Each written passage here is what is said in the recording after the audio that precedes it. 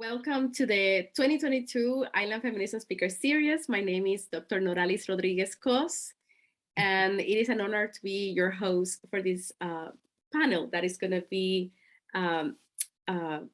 we're going to have only one speaker today. Our other panelists, Laura Williams cannot be with us today, had an emergency, and we completely understand. So we are going to have Adrianna Maria Garriga-Lopez for the entire hour and hopefully have a very good discussion about her work on food systems. As a Puerto Rican feminist scholar who is a guest to the place where this presentation is physically hosted, Spokane, Washington, I want to begin this event by recognizing the traditional homelands of the Spokane, Coeur d'Alene, and Kalispel indigenous people who are connected through their shared history of this region. For those of you that are joining us or joining this series for the first time, this is a space for scholars and activists working in island and feminist studies to spark collaboration and interdisciplinary dialogue on social justice for islands and islanders. I want to thank you all for being here today and that are connected from different parts of the world probably, and those that have contributed to this event as well. And my collaborator, particularly Dr. Marina Carides from the University of Hawaii at Manoa, who's here with us today. And I want to just begin right away with the presentation and talking to you a little bit more about Adrianna Maria Garriga-Lopez, who is an anthropologist and multidisciplinary artist born and raised in San Juan, Puerto Rico. Garriga-Lopez is Associate Professor of Anthropology at Kalamazoo College in Michigan and an Associate Faculty of the Brooklyn Institute for Social Research. She holds a PhD in anthropology for 2010, as well as a Master of Philosophy and a Master of Arts degrees in anthropology from Columbia University in New York, and a bachelor degree in cultural anthropology and comparative literature from Rutgers, the State University of New Jersey. Garriga-Lopez research has been published in Human Organization, Critical Public Health, Scholar and Feminist Online, Small Axe Shima, a journal of island studies, Social Anthropology, the International Journal of Infectious Disease, and News Proposals, Journal of Marxism and Interdisciplinary Inquiry, among others. Adrianna is also a poet, performance artist, painter, and soprano. Her creative work has appeared in the anthology of Puerto Rico en mi corazón, shifting between Spanish and English. The anthology Puerto Rico en mi corazón from 2019, and that was edited by Raquel Salas Rivera, as well as in the Tripwire Journal of Poetics, Intima, a journal of narrative medicine, The New Engagement, Cruce, 80 Grados, Sargasso, Ad Hoc, African Writing, The Columbian Review, Beyond Polarities, and Piso 13. You can keep up with her on Twitter by following her at @Anthorican. And just before we hear from Adrianna, I'm gonna quickly talk a little bit about the format. We're gonna be recording these presentations and it will be archived in our website for the public to watch and use as an educational resource.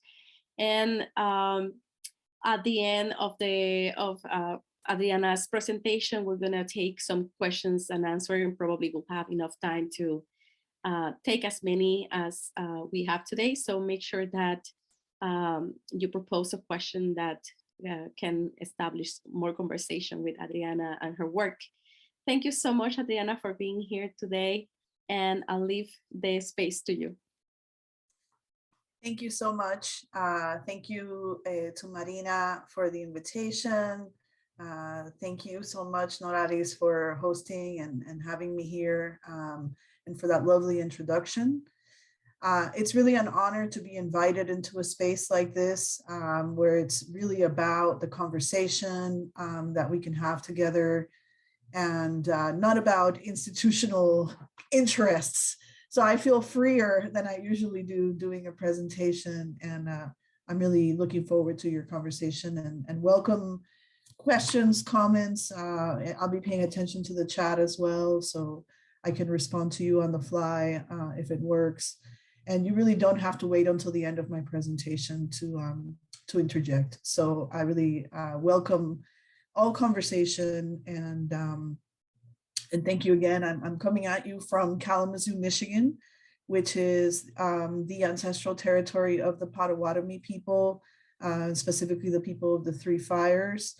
And although I'm originally from San Juan, Puerto Rico, as Noralis mentioned, I did grow up in Puerto Rico as well, and spent time studying on the East Coast, and then moved to Kalamazoo for this job at Kalamazoo College, where I've been now for the last 11 years.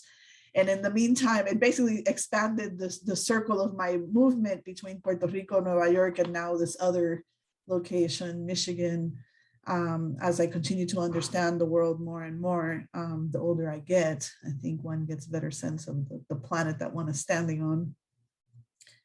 I'm especially pleased to be able to talk about this research, which is not my funded research. This is not the research that I have grant money for. This is the research that feeds my soul. This is, literally the research I started doing in order to, think with optimism about the future.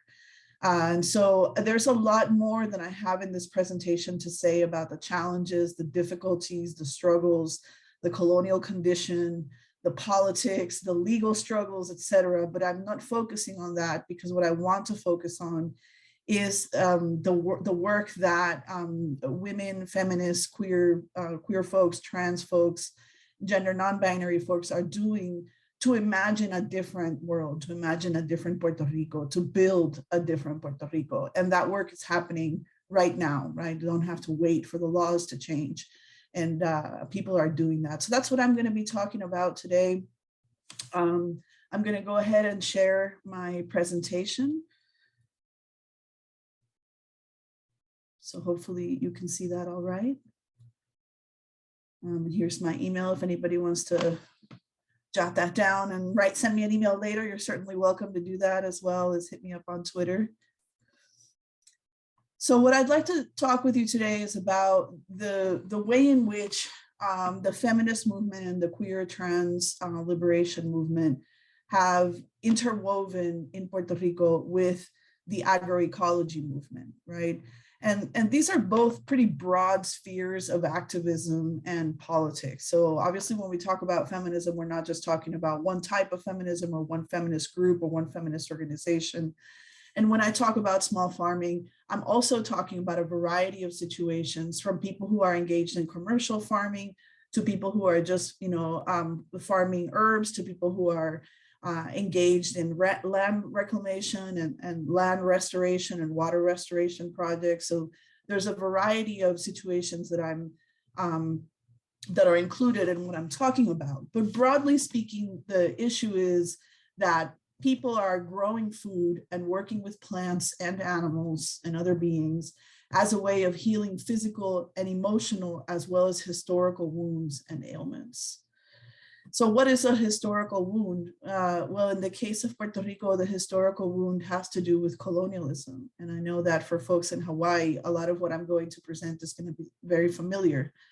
But Puerto Rico is under an ongoing colonial occupation since 1898, and before that by the Spanish since 1493. So Puerto Rico has never not been colonized. Before it was colonized, it was something else. It was Borican, right? So when we talk about healing historical wounds, we're talking about the way that people try to find some kind of peace within that history, right? And thinking about their own family histories and the effect of colonialism on their own lives and their families' lives and their communities' lives.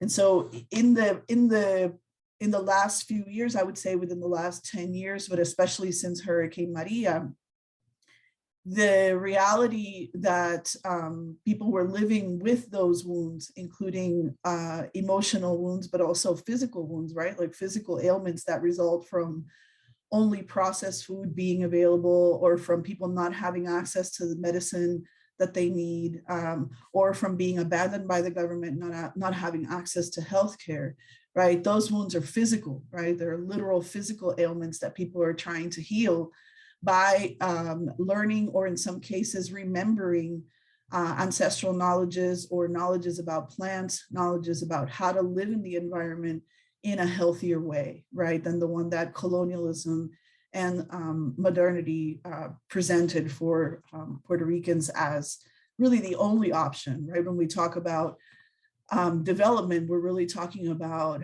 a process of industrialization that has led in Puerto Rico to a serious financial crisis and bankruptcy proceedings, which are leading to severe austerity policies, right? So the economy is in crisis, the healthcare system is in crisis, the educational system is in crisis. There's not a lot that people have to look forward to in terms of professional development. And so within that context, there's a kind of return to farming, a return to the land, a return to the territory, a return to water, a return to ancestral knowledges as a way of trying to address these historical as well as physical and emotional wounds. Now, this may not be surprising, but to me, what was surprising is that once I started looking into the way that farming was working, it became clear that for people engaged in this work, farming and working with land and water and other living beings is very explicitly a way of countering or resisting what we could call necropolitical colonialism. So, you know, colonialism is the taking over of land and water resources and political control. But when we talk about necropolitical colonialism, which is a phrase that I've used in some of my writing, we're talking about abandonment. We're talking about, you know, the state letting people die because they are considered exceedant populations. And so this is what happened after Hurricane Maria in Puerto Rico, where we saw people abandoned sometimes for weeks or months at a time without receiving assistance. And this picture on the right here is a picture that I took in December of 2017 at a home in the mountains of Puerto Rico, where these elderly folks had just received this box from the Army. And the picture documents that the fact that the box was full of things like Cheetos and candy and that kind of thing. And this has also been documented, by the way, in public health literature and nutritional studies. People who study nutrition have documented that the food that was brought as relief after Hurricane Maria was not nutritionally sufficient to support people in the aftermath of that disaster. So that's one example of necropolitical colonialism, right? That even when aid does come, it's aid that is inferior, that's not sufficient, and it still leaves people struggling to survive. So in that context, again, after the experience of the 2017 hurricane season, being able to work with the land to access water directly, as many communities in the rural parts of Puerto Rico were able to do. There's plenty of ambient water in Puerto Rico, but not everybody knows how to access it, right? Or how to access it safely. So these are ways that people were engaged in a resistance to necropolitical colonialism. And I became really interested in the ways that food items and things that were sort of growing in people's backyards, right? Some of these farms that I'm referring to are quite small. They're not necessarily acreage. They're just whatever areas people have available to them. This became a way of affirming life, affirming community, affirming solidarity, and indeed a way of surviving the catastrophe. So there's good news, right? And I see these as things that are good developments. Here, this list of points here. By the way, this art is by Jasmine L. Coe. It's a beautiful poster that she made, and you can see her work on her Instagram there.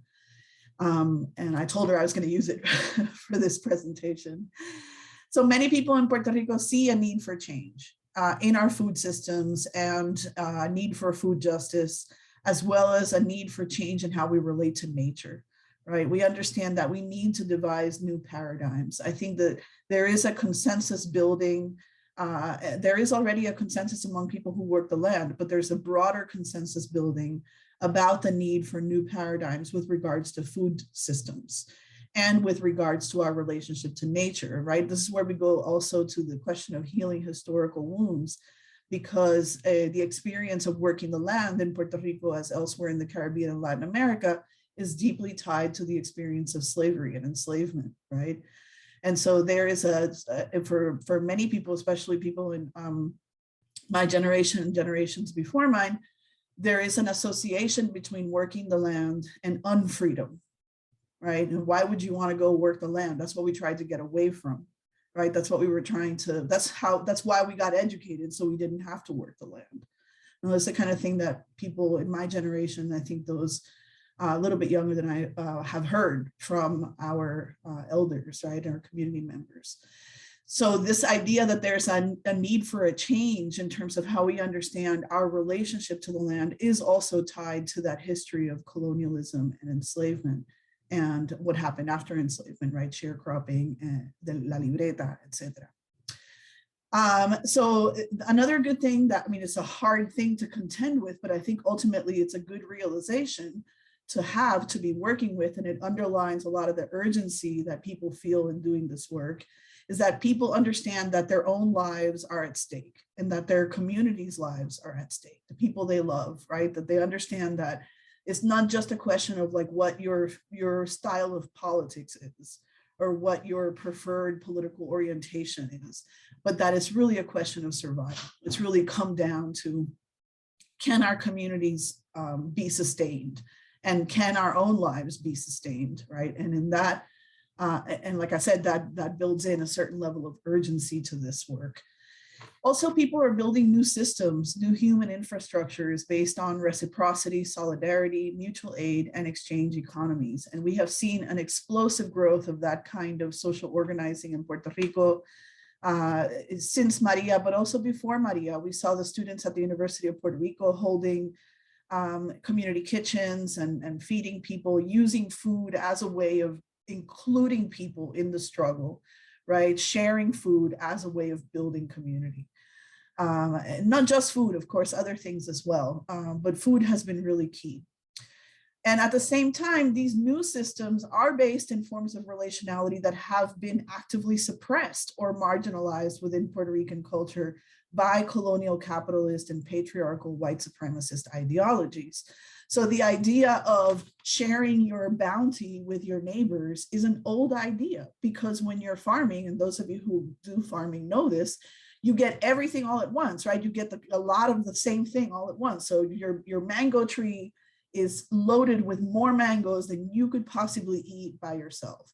And so you have to find a way of, processing them into something else, mango jam, or you have to give them away. And so giving food away or exchanging food items is a long-standing practice in Puerto Rico, right? But it's a practice that has been suppressed because people have been told that it's not safe to eat food that is not bought from supermarkets, that the only way you can be sure that you're eating something that is safe is by buying it in a store, right? And of course, by the prestige associated with buying items that are imported from the United States or from Europe, which implicitly devalues the food that is produced in Puerto Rico, right? So when you think about it, even though we can see new dynamics within these relations, they're actually building on older forms of relationality that were already built on exchange and kind of rural dynamics, right? The sort of dynamics of farming and food production itself, right? So it's important to note that, because a lot of work is being done also by incredible community organizers like the people at the Colmena Cimarrona in Vieques, who are also trying to help folks recall the knowledge that was handed down to them by their ancestors. And so I was present at a meeting in Vieques that was facilitated by La Colmena Cimarrona. And it was a conversation with community members, mostly women, in which they were going around and telling stories about what leaves, what plants they used to use when they got sick when they were kids. So one person would say, oh, when I was a kid and I had a fever, my grandmother would always put these leaves on my forehead. Or, my mother always told me to drink this if I had a cough, or this is really good for skin problems, or that kind of knowledge that circulates, especially among women, especially among Black women, especially among working class women, but that is considered inferior knowledge or not even considered knowledge, right? And so doing the work of systematically generating a sense of value and pride and worth in recalling those knowledges and systematizing and in educating other people about the value of plants and animals in the natural environment in Puerto Rico. That is all part of this work that I'm talking about. I went into a lot of detail there, but since I have lots of time, that's okay. So when I started studying this, I realized that farming is a very male kind of occupation in Puerto Rico. Historically speaking, it's the man who goes to the field and the woman who stays home, or the woman who cooks, or the woman who processes whatever the man is farming. But that's not what's happening in Puerto Rico today. And this is a very interesting and exciting aspect of the agroecology and farming movement in Puerto Rico, which is that women of all different sorts, right, heterosexual and queer and trans and cis women of all sorts, are taking leadership in the development of these infrastructures. So on the left there is one of my friends, Betsy, and Betsy has this small farm that she has built in the back of her house. And some of it is built in old refrigerators, is what you're looking at right there. You can see she has these water tubes that do the irrigation over these old refrigerators. So really creative kind of modes of appropriating space and reclaiming objects. And Stephanie there in the middle picture, she posts videos of herself all the time, using a machete, which is kind of like the ultimate, masculine tool, the machete, right? It also has a lot of symbolism for the Puerto Rican independence movement and the national liberation movement in Puerto Rico. The liberation army was called the macheteros, right? So that it's a phallic symbol, clearly, the machete, no? And so it's very interesting to see the way that Stephanie wields it. And she makes these videos, she's very skillful. And she makes these videos of herself using it to cut down los racimos de guineo, like those, the bananas, right? And the plantains, like you see her carrying there. So these very interesting images of women who are not conforming to normative understandings or stereotypes or norms about the way they should behave. And last but not least, my friend Tara there on the right, with a young boy that I think is from the community or perhaps related to her. I'm not 100% sure. It might be her nephew. And this horse that they rescued that I know Tara loves. And I'm sorry that she can't be here right now because she said she wanted to come. But I wanted to also talk about the relationship to animals, right? And the ways in which women are engaged in not just in a project of farming and food production, but also reevaluation of life in general, right? Understanding the value of life, which includes, of course, non-human animals, right? So, and Tara is one of those folks who's been doing intensive work in the feminist community, in the community of women farmers, who all tend to be pretty tough and self-reliant and, right, very, very self-reliant women. So it takes work to build community among people who are very self-reliant. And I think Tara's one of those people who's a connector, right? She moves between people. She brings brigades to women that she knows they're all by themselves on that farm. They need help, let's bring them a brigade. And I also really admire the work that she does in terms of intergenerational support. So she's got her farm called Otra Cosa, the Other Thing Farm. And her project in that farm is to build a community centered farm that actually can provide for elderly queers, right? Folks who might be on their own, reaching a third age, perhaps needing community support or not having, income, and wanting to use that farm as a resource to support elderly folks in the LGBTQ community and just more broadly in the rural community. There's a lot of elderly folks that live in rural areas of Puerto Rico by themselves or without a lot of support. And so I think that's really important work.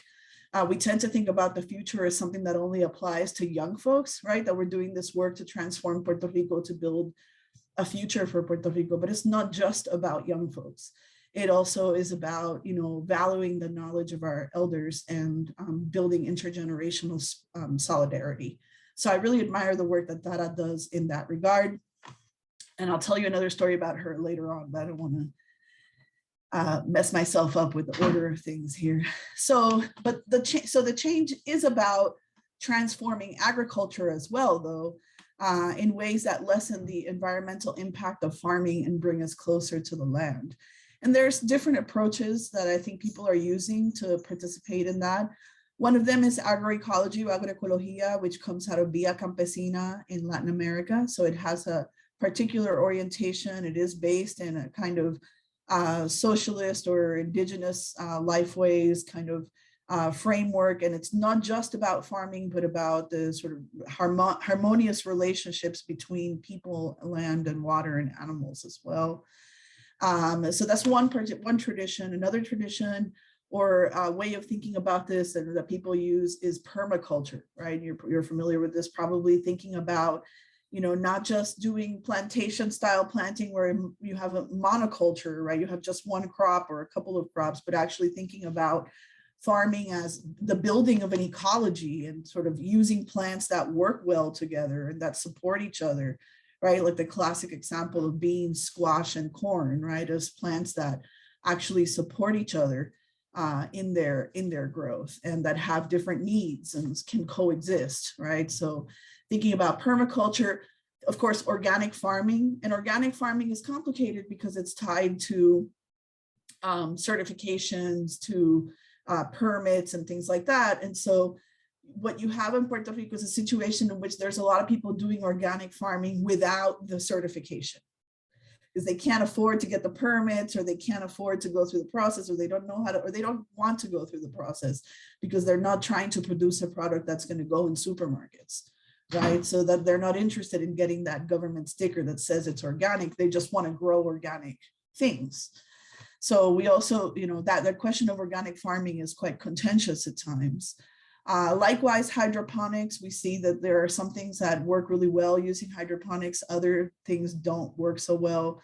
And there's a very high cost in terms of uptake for hydroponics, right? So there's a question of resources, like who can afford to set up an organic farm or a hydroponic farm.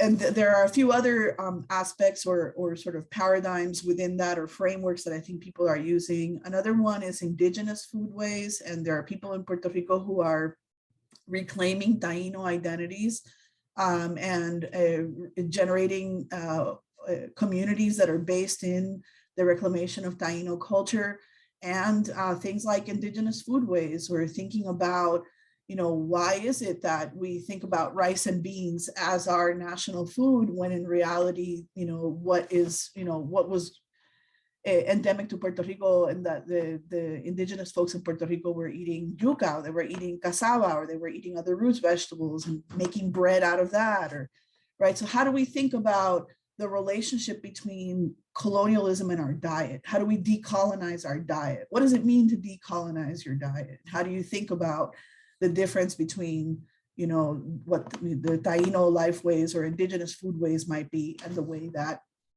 people talk about comida criolla, right? Creole food in Puerto Rico. When we talk about Puerto Rican food, we don't really call it Puerto Rican food. We call it comida criolla, which is Creole food. So how do we think about those differences, and how does history shape the different frameworks that we use to understand the difference between indigenous food, Creole food, or Black food, right? I think Black ecologies or Afro-ecologies are also part of what's happening in Puerto Rico right now, where people are trying to learn and, again, rescue, revalue, revalorize, and disseminate African knowledges that are central to Puerto Rico's history, central to Puerto Rico's agricultural history, certainly. And there's a lot of work being done by Afro-Puerto Rican activists in that regard as well. And I say ecologies here because, again, it's not just about farming, but also about coastal foraging, fishing, and how we relate to those things that we are harvesting from the earth. One thing that I'm super interested in is adaptive ecologies, and adaptive ecologies is my phrase, but it refers to kind of all of these things and more, in the sense that we are under intense climate change in Puerto Rico. We're very much feeling the effects of climate change already, as are many other tropical and subtropical zones. And, we know that our ecology is set to transform itself in the next 30 to 50 years. We're going to see a changeover from subtropical to tropical climate zone in Puerto Rico. And so we are going to see major ecological transitions taking place. And so what kind of adaptive ecologies are we building to adapt to the reduction in ambient water, for example, the rice and the heat index, the wet bulb index? All of those things are things that are affecting farmers in Puerto Rico today. There are water sources that are drying up. And of course, pollution is a major issue, but that's for the next slide. And last but not least, foraging. I think there's a growing interest in the world around us, and people are, I have a friend who's very good at climbing palm trees. And so one of the things that he's doing is he's teaching people how to climb palm trees so they can harvest the coconuts. And coconut, of course, is, a very important element in Puerto Rican food. So that is an example. There are other folks who are doing this kind of foraging work with mushrooms, or other kinds of, foods that can be foraged in this way. And trying to, say, how can we feed ourselves without going to the supermarket? I think people are very interested in that question, especially as they've seen that the supermarket supply is completely tied to the arrival of ships from the United States. And because of Puerto Rico's colonial situation, only ships built in the US with US crews flying US flags may bring goods to Puerto Rico. So even in international goods they have to land in the US first and be transferred over to a US made boat with a US crew flying a US flag before it can go to Puerto Rico. So that builds, weeks of travel time in. Things arrive in Puerto Rico already spoiled. And of course, when there's a crisis like a hurricane in the Gulf waters or somewhere else in Florida, there can be serious delays in the delivery of food. So all of this comes out of, I think, a growing realization of the vulnerability of Puerto Rico's food system. But of course, it's not just about farming. And my argument is that it's about collective self-determination and having the courage to experiment. And I note that the title of my presentation is, Experiments in Self-Determination, because I'm not trying to say that these people have figured out how to end colonialism, or that they've figured out even how to transform the food system as a system entirely. What I'm trying to do is kind of show you some examples of how people are struggling with these things and trying to experiment to find new alternatives, new systems, new paradigms, and I think importantly, new ways of relating to each other, right? And so I think this is really what we're talking about, is different ways that people are experimenting with collective self-determination. But there is this very strong element of a radical queer feminist ethics of care. And I use the term queer, C-U-I-R, because this is a Spanishization of the word queer, Q-U-E-E-R, right? So in Puerto Rico, many people will talk about queer without not referring to the English word, referring to the Spanish word C-U-I-R, and it's being used in other parts of Latin America as well. So it's a kind of, a global South appropriation of the word queer. But it builds on feminist principles and radical principles of ethics of care that I think will be familiar to folks in this group, such as recognizing shared interests and vulnerabilities between different farmers, between different communities, understanding the differential effects of race, gender, class, age, and disability. And I would add, of course, sexuality there. building relationships and showing up for people. And I love this term that I learned from Indigenous folks in the Rising Voices Network, which is working at the speed of trust. And if you've ever tried to build trust with someone, you know it takes a while. You don't just trust somebody right off the bat, you know? You have to take your time and show up and really have your actions match your words.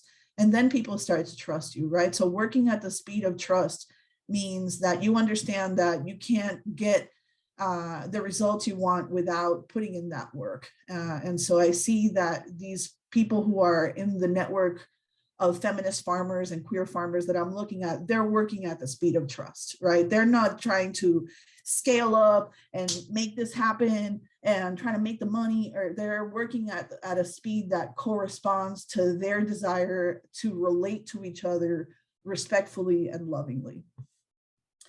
There's also an ethic of teaching the youth or passing on information or sharing knowledge.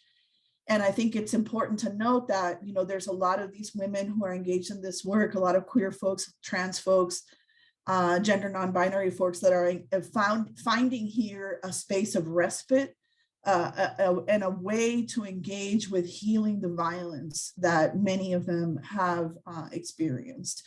And that violence can be interpersonal, but it can also be state violence, police violence, economic violence. So there's a lot of people that are wounded healers, right? That are engaged in a process of kind of healing the self and also healing the earth, remediating the land where there's pollution or where there's been severe extraction. So there's a kind of dual process, right, of healing the self and healing others and healing the land. And Aurora Levins Morales talks about this, other folks, other radical feminists talk about this as being really central to small farming and to community farming, to radical farming, to urban farming, right? That sense of being able to work with the earth to transform your surroundings, also being a process that transforms you, right? And I think also, like I said, part of this ethic, which is really beautiful and powerful, is taking care of our elders and also taking care of animals and rescuing stray, abused, or abandoned animals, like that horse that Tara has, which was emaciated. So, you know, it's not just extended towards humans, I guess is my point, right? That there's also an ethic of caring for the non-humans in the environment. And ultimately, it's undeniable that feminism has a connection to decolonization in Puerto Rico, right? The history of feminism has also been a history of thinking about the role of women in the process of decolonization, but also the role of feminism as a philosophy, as an ethic, as a politics in the process of decolonization, not as an addition, not as a supplement, but as an integral aspect of what it means to decolonize, right? So this is a quote from Aurora Levins Morales' beautiful essay, which if you haven't had a chance to read, I encourage you to look it up. It's called Rematriation, a Climate Justice Migration. It was published last year. And the quote is, "To free ourselves, we have to feed ourselves, body and soul." And Aurora is a woman who is running a farm by herself in Puerto Rico. She did move back to Puerto Rico. So the idea of rematriation instead of repatriation, right? It's about returning to the motherland, returning to the matria instead of the patria, right? But it's not just about like a, you know, quirky changing up of the language, but also thinking about what's the difference returning to a matria instead of a patria, right? It's not just about returning to Puerto Rico, because there are many Puerto Ricos, right?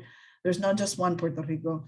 So it's about, you know, rematriation for Aurora in this essay. And I think also for me is about creating a new Puerto Rico, a different Puerto Rico, creating the possibility for that other world that we keep saying is possible, right?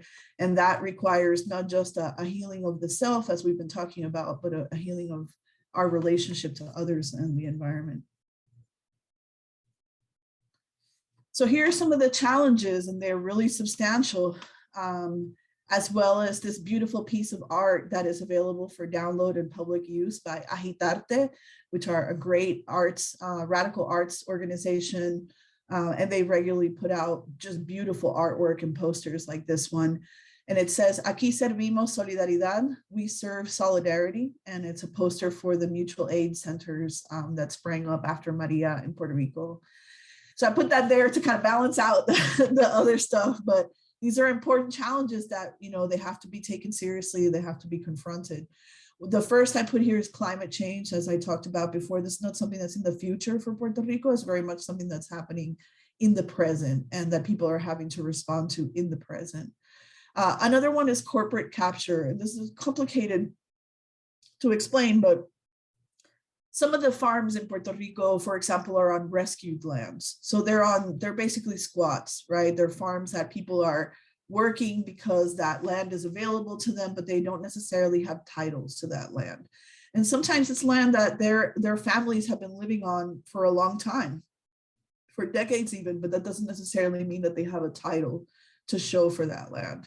So part of what people fear is if they put too much work into these farms, they become attractive then for the state to come claim the land, or for somebody else, you know, whoever does have a title to the land, to come claim the farm. So there's a lot of fear around that kind of thing in Puerto Rico, right? That you have to be careful not to put too much into something unless you know that you can protect it, because there's that kind of possibility for state capture. And there's also the possibility of corporate capture, in the sense that if you build, you know, depending on your business model or your farm model, you can become very attractive for, or become seen as a threat, you know, for more traditional producers. So there's complicated dynamics there that have to do with permits and, you know, all kinds of different issues.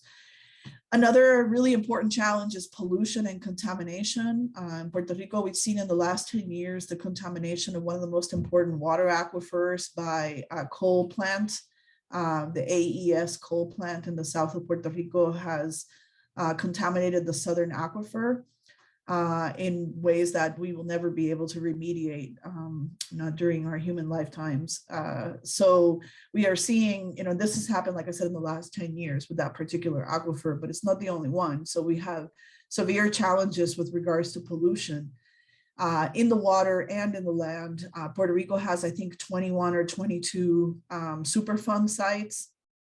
And for those of you who may not know, Superfund sites are sites that are so polluted that they qualify for federal remediation under a program known as Superfund sites. So they get money from this Superfund that is meant to remediate those areas. So there's about 22 of those Superfund sites in Puerto Rico, which means that those are heavily contaminated sites, right? And we saw one of those sites contains, there's a couple of wells that have access to it in the area of Dorado. And one of the things that we saw after Hurricane Maria, when people didn't have access to water, is that those wells were breached for drinking water because people were thirsty, people were desperate for water. And so these are situations that, you know, have many consequences, right? So that question of pollution is one that keeps me up at night. And it's connected, of course, to the presence of big agriculture and the biotechnology companies. Puerto Rico has I think the most number of biotechnology companies per capita in the world, if not in the Americas, if not in the world. In a small amount of space, especially in the south of Puerto Rico, we have Amgen, we have Bayer, we have Monsanto, whatever their name is now. You know, all of those big companies have experimental fields, and they hire Puerto Rican workers who then become exposed to unknown contaminants, chemicals, and organisms in ways that have already been documented to cause severe health issues and disease. And some of, you know, there's been famous lawsuits and cases about this in Puerto Rico as well. But it's hard to win those cases because the companies maintain the information secret about what chemicals exactly they're using. and et cetera, right? So though these are major challenges that of course Puerto Rico shares with many other parts of the world. This is not specific to Puerto Rico, but what is specific to Puerto Rico is that because of the colonial situation of Puerto Rico being an unincorporated territory, it's very attractive for these corporations to come in and be able to control large amounts of extremely fertile land. And it's land that used to be sugar cane land, right? So this southern area of Puerto Rico was one of the most important, it was probably the most important sugarcane production area in Puerto Rico. And so speaking about historical wounds, right, we see a transition from the slavery system of sugar production to now this system in which we have all these big agro companies doing their experimentation on those very same lands. Another, and this is where I get to tell you the story that Dara told me, which had me laughing, is the logic of production itself, right? Or commodification, I guess we could also say capitalism, right? In the sense that, like, what is farming for? And the story that Dara told me the last time we were on the phone was that she had a guest on her farm at the Otra Cosa farm, the other thing farm, who was visiting from the United States and was himself a farmer, in a kind of small farming tradition. And they were having a conversation and the guy was like, so what do you produce? Like, what do you produce on your farm? And Tara said that she got heated and she was like, we're an anti-production farm, And so she was trying to explain to him that the goal of the farm is not to produce in quantities to sell, right? That the goal of the farm is to engage in a process of collective self-determination or renewal. Those weren't her words, those I'm putting her words, but to engage in that process of solidarity and community building through being in relationship to the land and through being in relationship to plants and animals and water, and really getting to know, just to understand the environment, just to understand the ecology that we have been told, is anti-modern, right? Like modernity was cement, la modernidad el cemento, So to move away from cement and just to be able to understand what it means to be in relationship to non-human beings, plants, land, water, etc.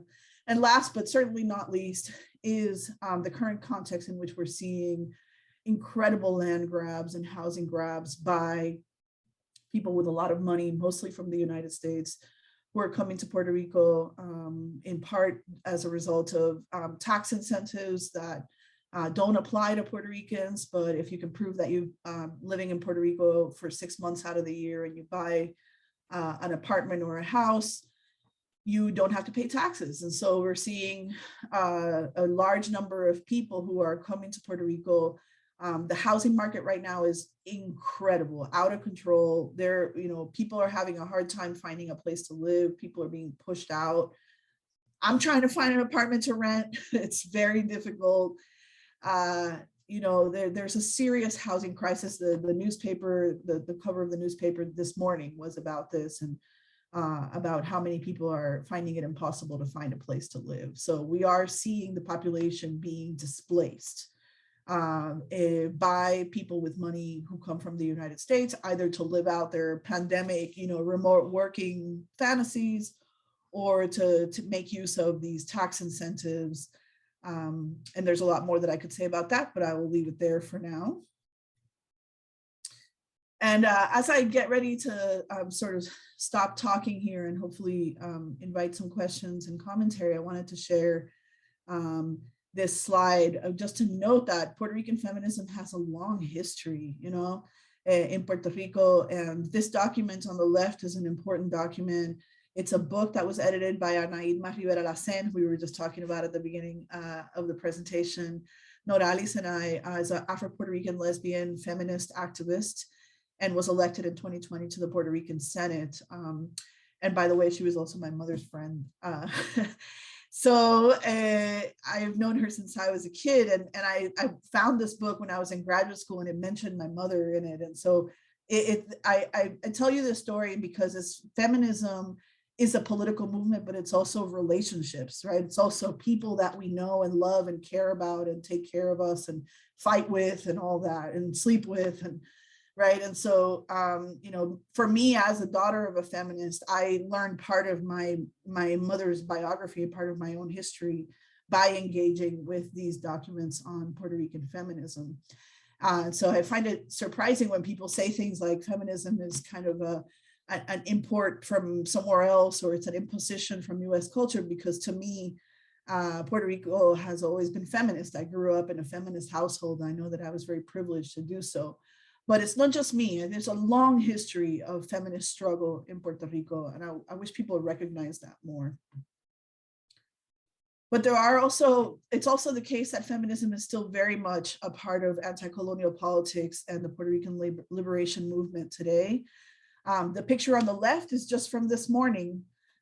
This morning, there was a massive protest. The teachers are on strike. Many public employees in Puerto Rico are on strike right now, demanding a working wage, a living wage, I'm sorry, and a dignified retirement.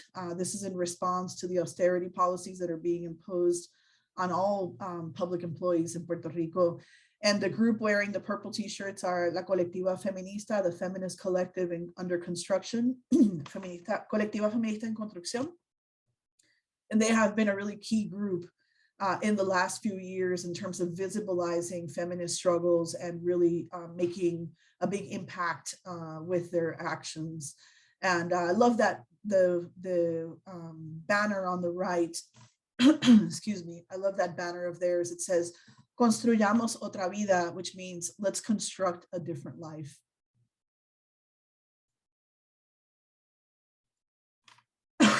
That's absolutely right. Airbnb has played a huge part in that housing crisis. Yeah, absolutely.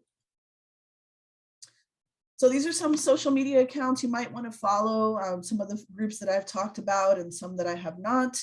La Colmena Cimarrona is that group that I mentioned in Vieques. El Departamento de la Food is Tara's project, and Colectiva Feminista PR is the feminist collective I was just talking about.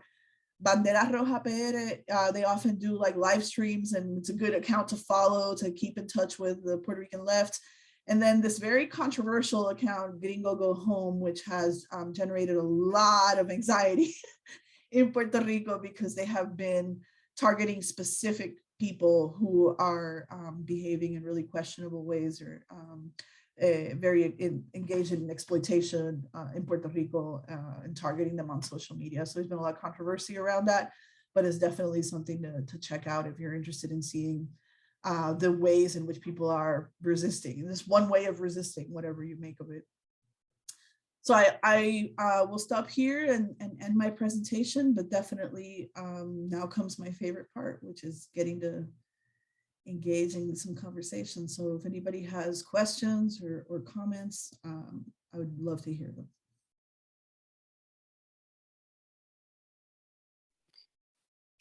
I have many questions and many comments, and I cannot even organize all of them at once.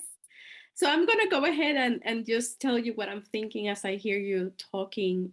That resonates a lot with my research and also with my experiences as a Puerto Rican from San Lorenzo, which is in the southeast area, rural area from the island. And since I don't see many questions yet on the chat, feel free to add them. I'm just gonna begin with thinking about different things, right? You mentioned land and housing grabs and access to the land,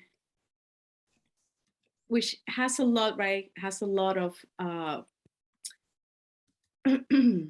of decolonial meaning, I think, in thinking about the shortage that we have right now with cryptocurrency investors, which it has a very questionable.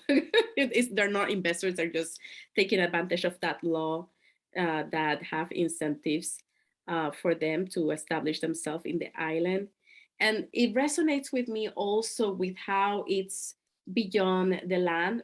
It's also about the ocean, right? And makes me think about this research that was done at the University of Puerto Rico in Mayagüez with fisherwomen, navigating and how they negotiate their professions, right?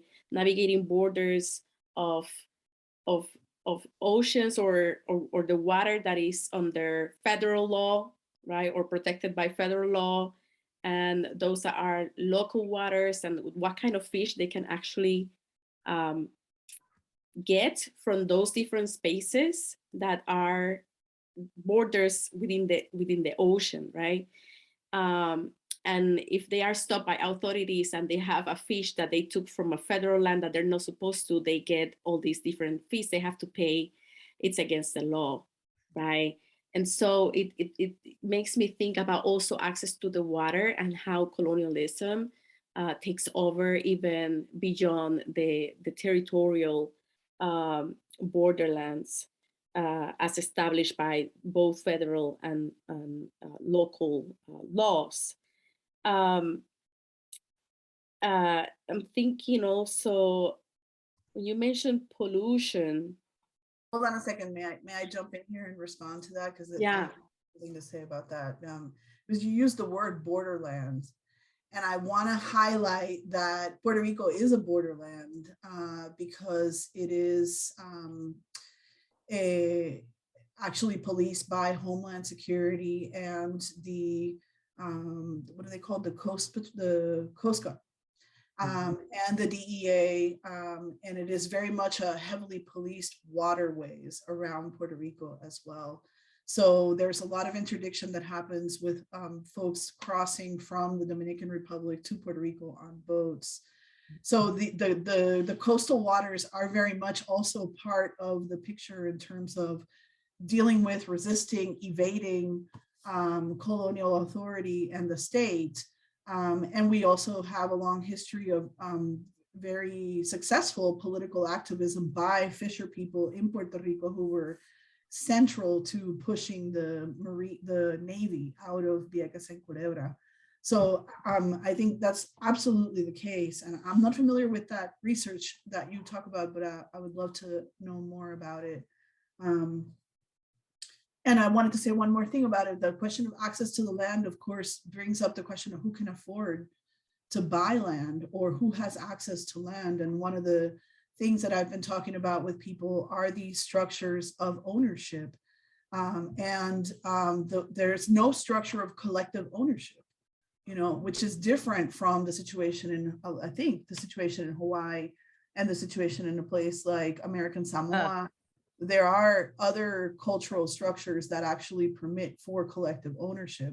Whereas in Puerto Rico, there's only the land trust. The only type of collective land ownership model there is the land trust. So that's what people are trying to learn how to do. But it's a very important area of scholarship. And I wish some legal scholars were, I know that there are legal scholars that are doing that work, but it's important to think about how capitalist law prevents people from engaging in community ownership. And I also want to recognize the comment honoring Haunanike Trask. And yes, and I want to raise up her spirit and her memory. She talked about so many of these issues with regard to Hawaii. And I remember when I found her book in graduate school, I was just crying in the library. I remember just finding it in the Columbia Library stacks and just weeping when I found it, because it seemed to resonate so strongly with the things that I was worried about. So absolutely, yes, she's with us here. Sorry, Norali, I want to hear what else you were thinking. No, I'll be happy to let you know more about it after the presentation. But two more things. Land and housing grabs with this cryptocurrency situation that is happening, these people that are taking these incentives for the land. I recently had an experience going to a bar in Old San Juan, which is very touristic, right? And this is most of the places where they are actually settling. It's Old San Juan, it's Dorado, it's places where housing is expensive. But I know that there's also a lot of gentrification in some areas. Um, and people were not allowed to speak Spanish in this bar. And I began to to have a moment, right, as I was looking at what was happening, and someone started talking about how badly educated are Puerto Ricans. So these tensions are giving a lot to talk about as we think about neocolonialism, right? And the different ways in which they are phrasing this law, or kind of like white savior complex of going to Puerto Rico and using that money that they're saving from the federal taxes to actually save Puerto Ricans, and they use that language. They use Brock Pierce, I think, is the name of the guy that is using that language to kind of like um, uh, take over space and creating what he calls a Puerto Rican utopia, crypto utopia, and something like that. And he just recently purchased a hotel in the island of Vieques, which is a municipality of the island, right? So it makes me think about how neocolonial ways of owning land and limiting other people from this affective equality that you're talking about, using Kathleen Lynch concept of affective equality and inequality of caring for the elders, right? Using that land that they're taking to care for the elders, which is a very, I know, a big issue after Hurricane Maria, particularly.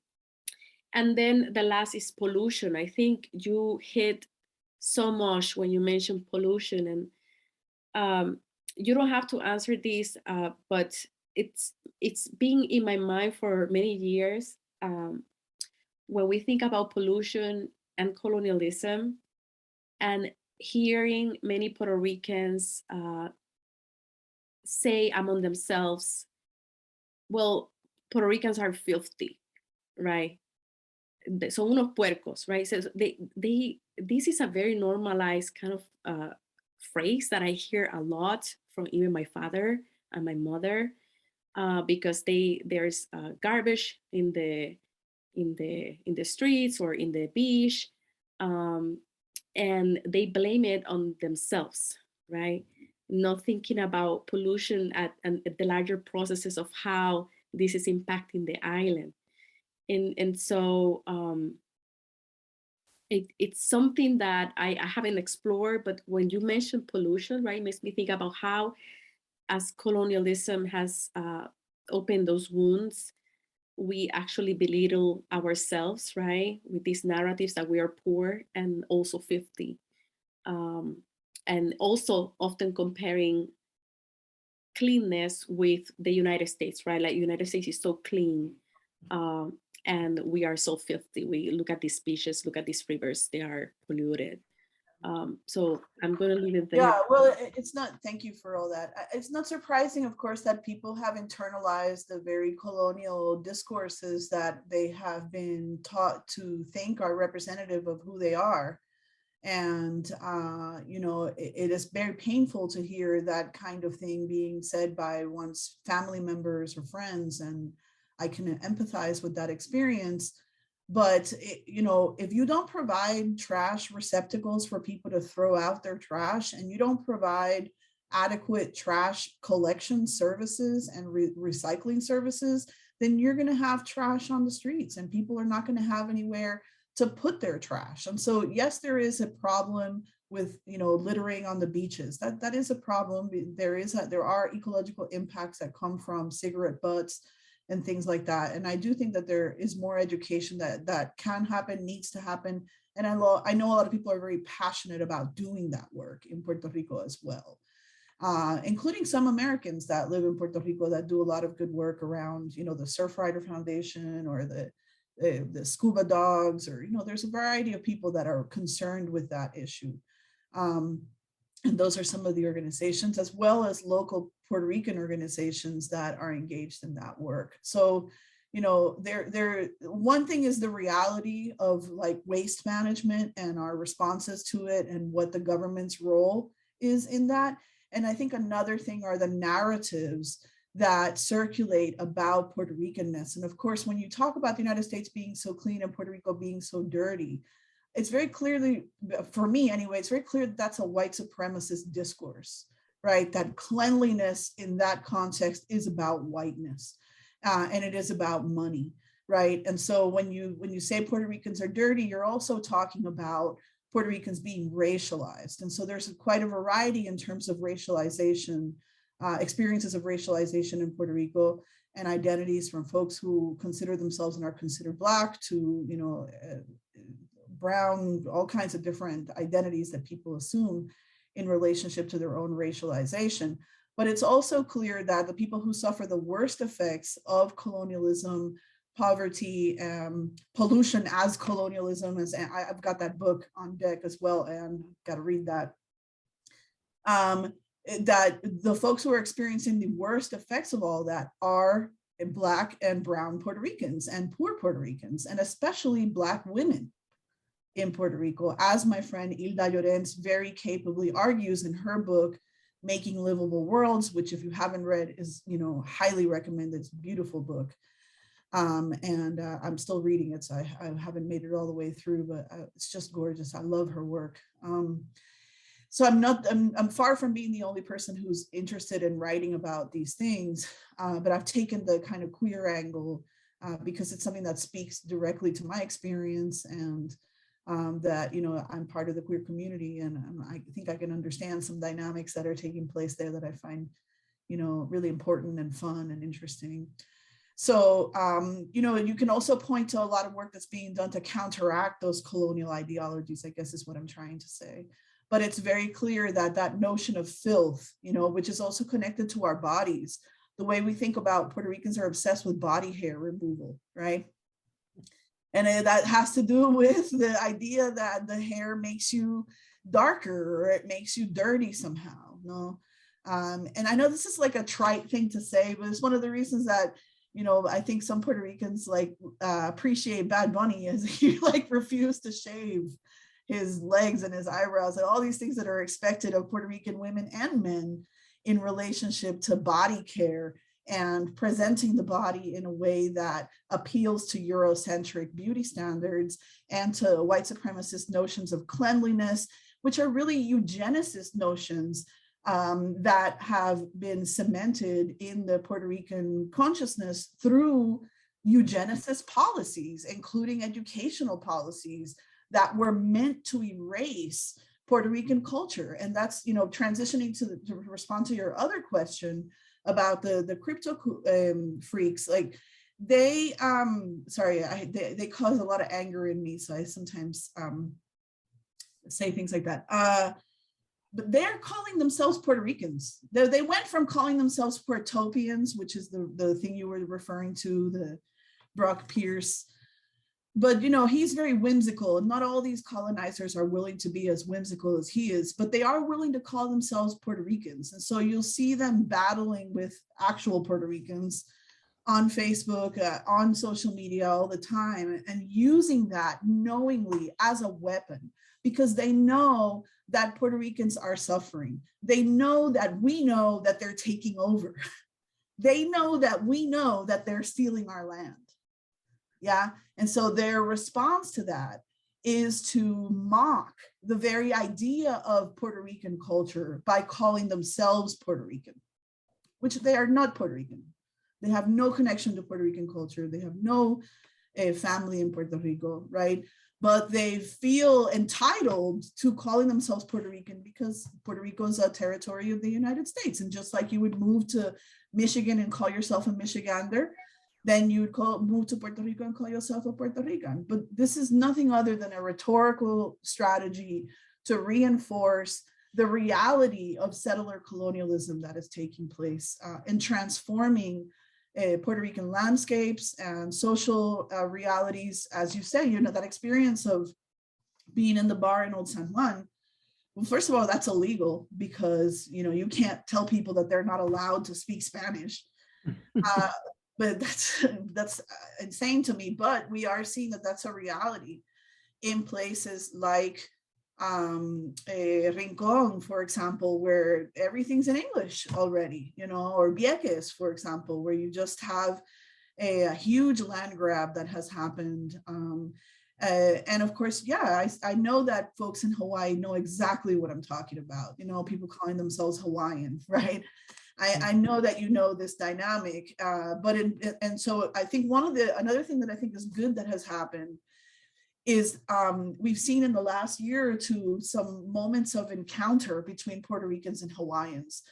This happened on social media. I think it was in 2021, where all of a sudden, like, Puerto Ricans, Hawaiians discovered each other, and not academics. I'm talking like just regular folks on social media were like, oh, making connections between the colonial history, imperial history in Hawaii and what's happening in Puerto Rico. And many of us know that the process that we're observing of settler colonialism is a process of displacing the native population. And we can see the intent, right? Many of us can see this. And the idea is you push the Puerto Rican population out, you create these new Puerto Ricans, and then you enfranchise them and you make Puerto Rico a state, which is the same process, very similar process that we saw in Hawaii more than a century ago. So we know that we are kin in this struggle. Many of us know that, and we hope to learn from each other, but there are some key differences. In the case of Puerto Rico, for example, there's no recognition of indigenous or native groups. So one of the biggest questions I think we need to confront, is really urgent, is to deal with the question of cultural rights. So it would be difficult to make a case for indigenous groups to be recognized. I'm not saying it's impossible, and I know that there are groups that are trying to make that happen in Puerto Rico, and I'm certainly not opposed to that. But before that happens, I hope that indigenous rights are recognized. But I also think that there are cultural rights that non-indigenous Puerto Ricans have. And that though we need to find a way of talking about those in relationship to land and in relationship to natural resources before we find ourselves, completely bought out of our own islands, and we've seen 1 million Puerto Ricans, literally 1 million Puerto Ricans abandon Puerto Rico in the last 10 years. So it's not just like a paranoid fantasy, it's really happening. People really are being displaced. And I think the situation is urgent. And we see people, as I mentioned, there were massive protests today in Puerto Rico. There was a national strike. People were arrested yesterday for protesting in front of the Transportation Authority. The teachers have been on strike for days now. It is really, we're really at a boiling point in Puerto Rico right now. The situation is untenable and something's got to give. And so I am encouraged, though, that we set the basis. I say we because I was there in the summer of 2019. We set the foundation for the assertion of popular sovereignty in Puerto Rico. So there's state sovereignty. And when it comes to state sovereignty, the United States Congress holds sovereignty over Puerto Rico. But when it comes to popular sovereignty, it is the people of Puerto Rico who decide what's going to happen on our own lands. And so in 2019, that popular sovereignty was asserted, and the Puerto Rican governor was forced to resign. And the current governor seems to be on a similar path. And people are out on the streets and in numbers protesting the situation. So, boy, I could get really strident and keep going in that direction, but I feel a lineage with Dr. Trask, who I was also able to, engage in some serious invective. And I want to just appreciate the comment about the comment from Virginia about the impact of militarization and tourism in Puerto Rico, right? Absolutely, I will add those to my list. You're absolutely right that I left those off. And tourism is a major issue, not just in Puerto Rico, but all over the Caribbean and other parts of the world, because it continues to be the centerpiece of the economic strategy for the government. So, if everything hinges on attracting Americans, which it does at this time in terms of economic development, then the needs of the local population are subsumed, are subordinated to the needs of tourists. And that's what we've seen over and over throughout the pandemic, with the continuation of tourism and the circulation of tourists in very dangerous conditions in Puerto Rico, especially at the start of the pandemic. I feel like I'm talking a lot, so I'm going to stop. No, we actually have a question from Marina Carides who asks, what about islandness? Solidarity is more likely on islands, same with colonialism? I can clarify my question. It's just something I'm interested in, but what it, if in the experience in Puerto Rico is anything of explained through its island geography Yeah, well, Trump tried to explain things by using the island geography and saying that Puerto Rico was out in the middle of the ocean, and that's why it took 2 weeks for the military to arrive. And it's absurd, but yes and no, in the sense that there are many conservative or sort of right-wing or pro-US, let's say, discourses that say that Puerto Rico needs the US because Puerto Rico is unable to feed itself. Like, it's a small island, we can't possibly sustain the population that we have, we need help. Again, that colonial idea that we're not enough, right? That we're not able to sustain ourselves, that we need the aid of the United States. But if to say that about an island that became valuable precisely through its agricultural bounty is, a kind of conundrum. And the reality is that the ability of Puerto Rico to produce for the population has been severely limited by the imposition of monoculture and plantation economies. And so I think that is easily disprovable, although I think it is the common understanding is that Puerto Rico is not able to sustain itself because it's a small island. But I completely disagree with that. Of course, I'm not against importing things, but it is clear that local agriculture could do a lot more to contribute if it were incentivized, and supported. So I think the other way that this shows up, though, is that there's a long leftist tradition of thinking about the Caribbean as a confederacy, right? The idea of a Caribbean confederacy that was dreamt up by Ramon Emeterio Betances and others who were, socialist thinkers and leftist thinkers of the 19th century, who were imagining that independence for islands in the Caribbean would by necessity need to be in a confederate kind of, or in a federated or a collective kind of governance. And that makes sense, right? This is how our indigenous ancestors lived. They used canoes to move from island to island.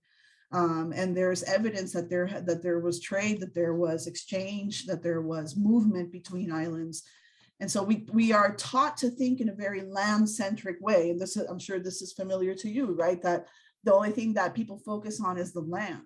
But that's not the totality of our island existence. Our island existence is very much based in the water as a connector, right? And I'm indebted here to Carlos Cubero's work on Culebra, where he talks about the island as the water as a connector between islands, right? It's not necessarily seen as a thing that separates, but actually a thing that brings together. And so in my own political imagination, I want independence for Puerto Rico, but I want independence for Puerto Rico so that we can be in collaboration with other islands, which we are now not able to, trade with or engage in political diplomacy with, except through the United States. So that's one of the fundamental aspects of our movement has to be, understanding that Puerto Rico is one island among many, right? And that we have relatives across all those islands, and we have much that we share with people across the Caribbean. Despite linguistic differences and despite cultural differences, there are more commonalities than differences. And so I think, that's a really important aspect of our liberationist thought, of our feminist thought, learning from each other, building those bridges. And a lot of people in Puerto Rico do that work. They go to Cuba, go to Hawaii, go to Haiti, and I have a good friend from American Samoa that I wrote a paper with. And that was a beautiful experience because we spent a lot of time just getting to know each other and talking about what's American Samoa like, what's Puerto Rico like. and learning, both of us learning about the legal differences. They're both unincorporated territories, but in different ways. And that was a beautiful feminist experiment that I engaged in with my dear friend Lisa Opereza. And we wrote this book chapter that took 12 years to publish. Went through many revisions, but very proud of, because it was this experiment in trying to understand each other across different worlds, right? Cultural worlds, Pacific versus Caribbean. And we were brought together by the imperial geography of the United States, and we met in an anthropology department in New York, but we brought these worlds with us. And so I think, having those opportunities to talk with other folks from other islands, to talk with other folks from other colonized or decolonizing places, people engaged in struggles for liberation, queer liberation, feminist liberation, I think that's fundamental, not just to Puerto Rico and the Caribbean, but to the entire world. That's the work that we need to do now, right? And so that's not tourism, though. You know what I'm saying? Like, what's the difference between tourism and building relations, right? Acknowledging relations, building relations, doing that work of working at the speed of trust. That's the island is not an impediment to that. Right. Well, this was wonderful. I am sure that if anyone has a question, can follow Adrianna through Instagram or looking at communicating with one another. I think your research is on point, is amazing, and thank you everybody for staying past 4. I appreciate it.